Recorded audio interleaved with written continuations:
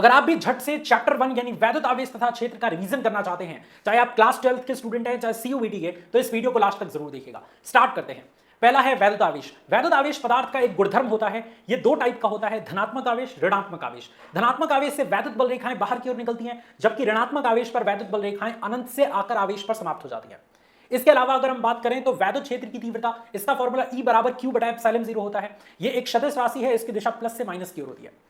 इसके अलावा अगर हम बात करें तो बिंदु आवेश से कुछ दूरी पर वैद्युत क्षेत्र की तीव्रता का फॉर्मूला E बराबर 1/4 pi epsilon 0 Q upon R square होता है।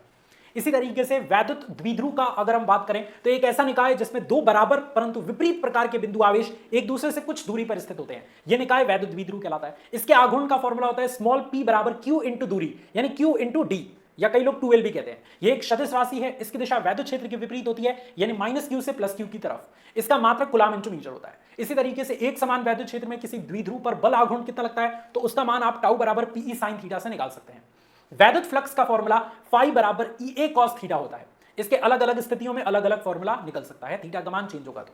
इसी तरीके से वैद्युत फ्लक्स संबंधित गॉस का प्रमेय अगर हम बात करें तो किसी बंद पृष्ठ से गुजरने वाला वैद्युत फ्लक्स उस पृष्ठ द्वारा परिबद्ध कुल आवेश का 1/ε0 गुना होता है, यानी फाई बराबर सिग्मा Q बटा एप्सिलॉन 0। अब गॉस के प्रमेय के अनेक अनुप्रयोग हैं, जैसे एक अनंत लंबाई के समतल आवेशित तार के निकट वैद्युत क्षेत्र E बराबर 1/4 pi epsilon 0 2 lambda upon R होता है।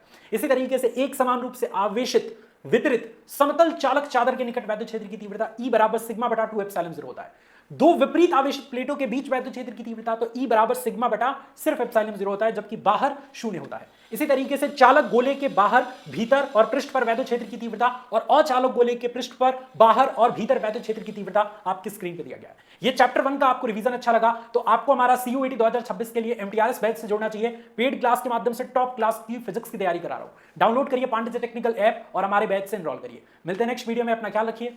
जय हिंद।